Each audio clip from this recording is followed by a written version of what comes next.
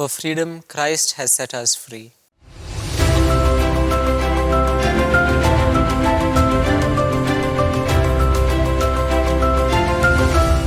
Dear brothers and sisters, in today's gospel passage, we hear Jesus saying to the Jews who believed in him, "If you make my word your home, you will indeed be my disciples. You will learn the truth, and the truth will make you free." The Jews who hear this are puzzled because they were not slaves to anyone. Jesus' dialogue with them shows us that Jesus is speaking of a different kind of freedom from that which the Jews had intended. Many people think of it as the right to do whatever one wills to do. However great this might seem, it is still a very shallow and illusory notion of freedom, which only leads to chaos and confusion. On the other hand, the freedom which God has given to man is the freedom to choose between right and wrong, between good and evil. We read in the book of Deuteronomy chapter 30 verse 9, "I have set before you life and death, blessings and curses. Now choose life, so that you and your children may live."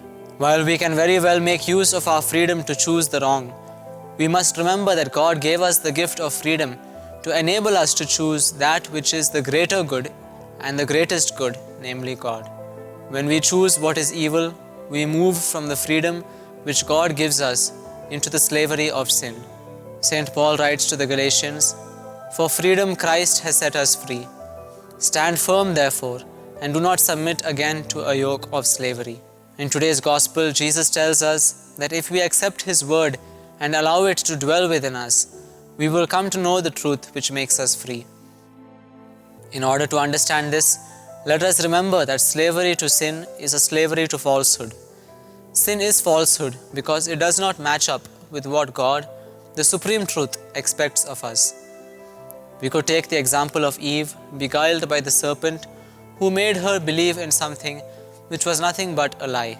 Jesus says in John chapter 8 verse 44 that the devil has nothing to do with the truth because there is no truth in him. When he lies, he speaks according to his own nature, for he is a liar and the father of lies. As we draw closer to the celebration of the Lord's Paschal mystery, let us pray for the grace to experience the authentic freedom of the children of God, which Jesus has won for us through his death and resurrection.